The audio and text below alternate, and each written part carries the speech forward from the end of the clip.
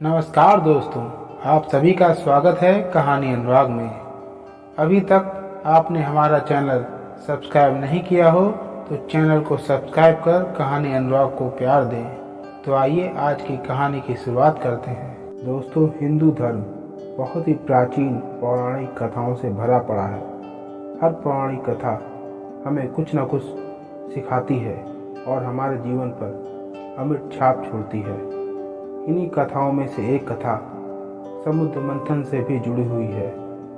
हिंदू धर्म में ऐसी कई पौराणिक कथाएं हैं, मगर सबसे ज़्यादा प्रचलित कथा समुद्र मंथन कथा है। समुद्र मंथन कथा भागवत पुराण, महाभारत तथा विष्णु पुराण में आती है। विष्णु पुराण में समुद्र मंथन के बारे में बताया गया है कि समुद्र मंथन का कारण देवी लक्ष्मी की खोज करना था। आइए इसके पीछे छिपी कहानी के बारे में जानते हैं। एक बार की बात है, जब दुर्वासा ऋषि को भोले शंकर से मिलने की इच्छा हुई, तब ऋषि दुर्वासा भोले शंकर से मिलने के लिए कैलाश पर्वत के लिए रवाना हो गए। रास्ते में ही ऋषि दुर्वासा की मुलाकात इंद्र से हुई। इंद्र ने ऋषि दुर्वासा का अभिवादन किया, जिसके फलस्वरूप ऋषि दुर्वासा ने आशीर्वाद के रूप में इंद्र को एक पारिजात पुष्प दिया।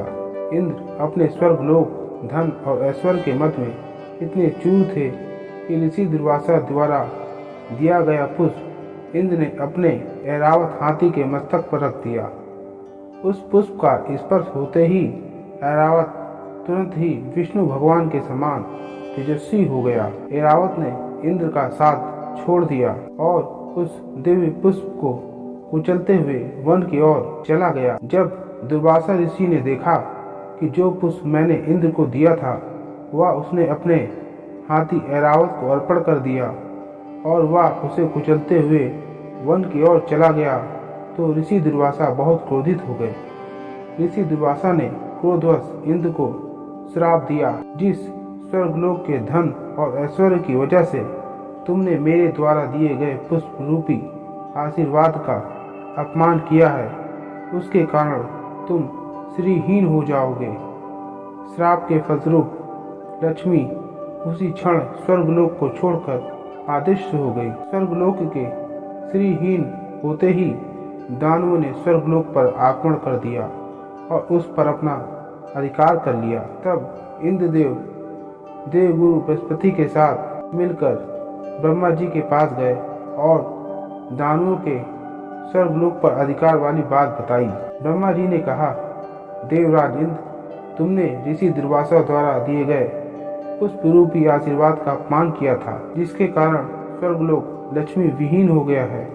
अगर तुम्हें पुनः स्वर्गलोक में लक्ष्मी जी को विराजमान कराना है तो तुम्हें भगवान नारायण की कृपा दृष्टि प्राप्त करनी होगी। उनके आशीर्वाद से ही तुम्हें खोया हुआ वैभव पुनः मिल जाएगा। भगवान विष्णु ने इंद्र को श्राप मुक्ति के लिए असुरों के साथ समुद्र मंथन के लिए बताया और बोला, इस समुद्र मंथन में दैत्यों को अमृत का लालच देकर शामिल करो, और यह भी बताया कि समुद्र मंथन से अमृत की प्राप्ति होगी, जिसे पीकर आप सब अमर हो जाओगे। यह बात जब देवताओं ने असुरों के राजा बलि को बताई तो वह भी अमृत प्राप्ति के लोभ में समुद्र मंथन के लिए तैयार हो गया। समुद्र मंथन की शुरुआत मंदार पर्वत और वासुकी नाग की सहायता से हुई थी। मंदार पर्वत समुद्र में डूब न जाए, इसके लिए भगवान विष्णु ने कछुए का रूप धारण करके अपनी पीठ पर मंदार पर्वत को उठाए रखा। इस तरह समुद्र मंथन की शुरुआत हुई। आइए जानते हैं समुद्र मंथन होने पर उसमें से क्या क्या निकला। सबसे पहले निकला था कालकूट विष। समुद्र मंथन में से सबसे पहले कालकूट विष निकला, जिसे भगवान शिव ने ग्रहण कर लिया। उस कालकूट विष के प्रभाव से ही शिव जी का कंठ नीला पड़ गया, इसलिए महादेव जी को नीलकंठ कहते हैं। हलाहल विष को पीते समय शिव की हथेली से थोड़ा सा विष पृथ्वी पर टपक गया, जिसे सांप, बिच्छू आदि विषैली जंतुओं ने ग्रहण कर लिया। विष को शंकर भगवान के द्वारा पान कर लेने के पश्चात फिर से समुद्र मंथन प्रारंभ हुआ। संदेश: जब व्यक्ति मन को मथता है तो सबसे पहले बुरे विचार निकलते हैं। इन बुरे विचारों को मन में ना उतरने दें, उनको त्याग कर मन को निर्मल करें। कामधेनु: समुद्र मंथन में दूसरे क्रम में निकली कामधेनु। वह अग्निहोत्र यज्ञ की सामग्री उत्पन्न करने वाली थी, इसलिए ब्रह्मवादी ऋषियों ने उसे ग्रहण कर लिया। कामधेनु के बारे में पौराणिक गाथाओं में लिखा है कि यह एक चमत्कारी गाय थी जिसमें दैवीय शक्तियाँ थीं, जिसके दर्शन से हर प्रकार की दुख व पीड़ा खत्म हो जाती है। इसका दूध अमृत के समान माना जाता था। संदेश: जब मन से बुरे विचार दूर हो जाते हैं तो वह मन कामधेनु की तरह पवित्र हो जाता है। उच्च श्रेय घोड़ा: समुद्र मंथन के दौरान तीसरे नंबर पर उच्च श्रेय घोड़ा निकला। पौराणिक हिंदू ग्रंथों के अनुसार यह सफेद रंग का और 7 मुख वाला घोड़ा था, जो देवताओं में इंद्र को प्राप्त हुआ। यह अश्वों का राजा था। संदेश: मन की गति भी इस घोड़े की तरह होती है, जो इधर उधर भागता रहता है। परमात्मा से मिलन के लिए इस पर विराम बहुत ही आवश्यक है। ऐरावत हाथी: समुद्र मंथन में चौथे नंबर पर ऐरावत हाथी निकला। उसके 4 बड़े बड़े दांत थे। उसकी चमक कैलाश पर्वत से भी अधिक थी। ऐरावत हाथी को देवराज इंद्र ने रख लिया। संदेश: ऐरावत हाथी प्रतीक है बुद्धि का, और उसके 4 दांत लोभ, मोह, वासना और क्रोध का। चमकदार, शुद्ध व निर्मल बुद्धि से ही हम इन विकारों पर काबू रख सकते हैं। कौस्तुभ मणि: समुद्र मंथन में 5वें क्रम पर निकली कौस्तुभ मणि, जिसे भगवान विष्णु ने अपने हृदय में धारण कर लिया। संदेश: जब मन से बुरे विचार निकल जाते हैं और मन शुद्ध हो जाता है, तब व्यक्ति में भक्ति जागती है और मनुष्य ईश्वर भक्ति में लीन हो जाता है। तभी ईश्वर कृपा होती है और मनुष्य परमात्मा को प्राप्त करता है। कल्पवृक्ष: समुद्र मंथन में 6ठे क्रम में कल्पवृक्ष निकला, जो इच्छा पूरी करने वाला था।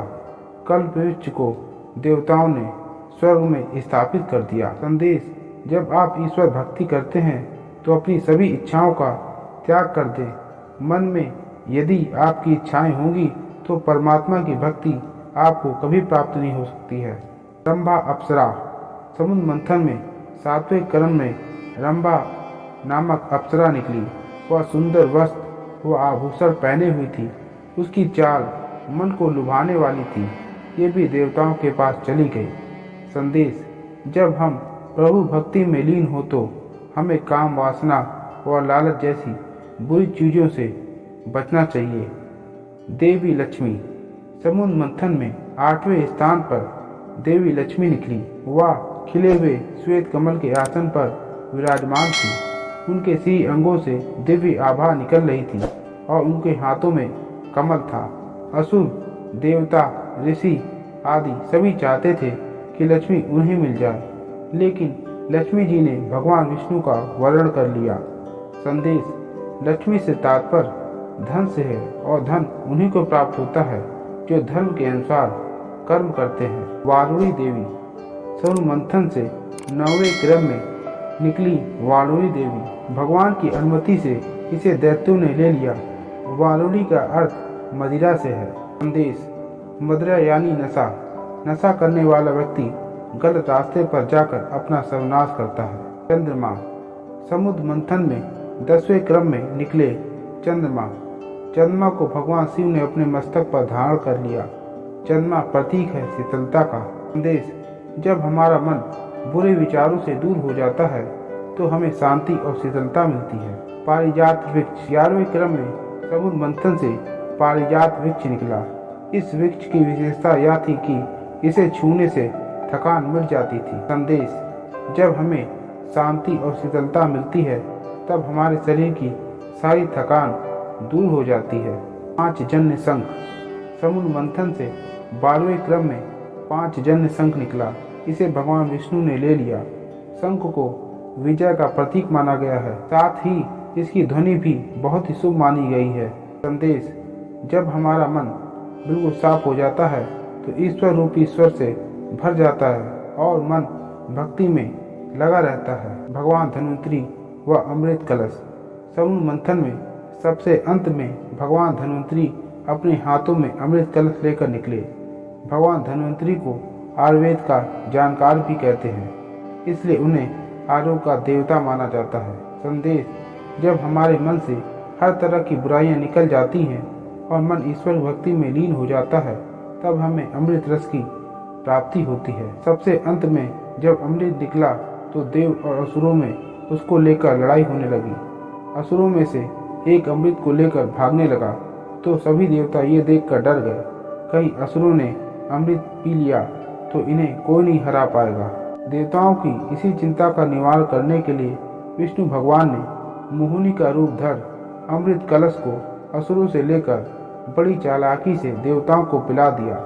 इस तरह भगवान विष्णु ने इंद्र की सहायता के साथ साथ सृष्टि कल्याण के कार्य को भी संपन्न कर दिया। दोस्तों, आशा करता हूँ कि ये कहानी आपको पसंद आई होगी। अगर ये कहानी आपको अच्छी लगी हो तो चैनल को सब्सक्राइब जरूर कर दें ताकि हमारी हर वीडियो की नोटिफिकेशन पहले आपको मिल सके।